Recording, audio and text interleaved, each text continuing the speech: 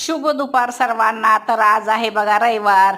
म्हणलं चला आजचा असतो बाजारचा दिवस, भाज्या वगैरे जरा संपलेलेच असतात. मग म्हणलं चला रात्री छोले भिजू घातले होते बघा, कुकरला असे काढून घेतले म्हणजे मऊ झाले होते.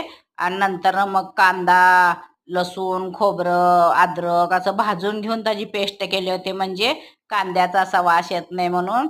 आणि मग नंतर त्याच्यामध्ये बघा तेल टाकून चांगलं असं त्याला मस्त तळसून घेतलं ना, हळद, लाल तिखट आणि मग घरचं आपलं काळं तिखट टाकून छान ते मसाला परतून घेतला बघा मी. आणि त्या सोबतच थोडासा गरम मसाला टाकला, म्हणजे मटन मसाला थोडासा टाकला, म्हणजे टेस्टला चांगला येतं अगदी थोडासा. कारण जास्त पण मसाला घातला ना असं पोटात भगभग झाल्यावानी होते, म्हणून थोडासाच टाकले. मग तो मसाला जे टाकलेला आहे ते छान असं तेल सुटस तर परतून घेतले. आणि परतून झालं की मग त्याच्यावर आपले जे छोले मी शिजवून ठेवले होते ना कुकरमध्ये, ते छोले वतून घेतले बघा असे.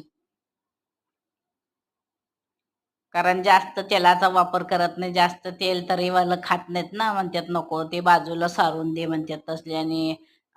हे होते जळजळ होते म्हणतात, म्हणून थोडंसं तेलामध्ये मी भाज्या करत असते बघा.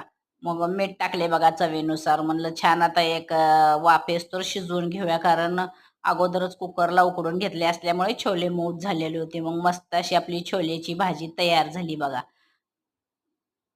ही बघा अशी.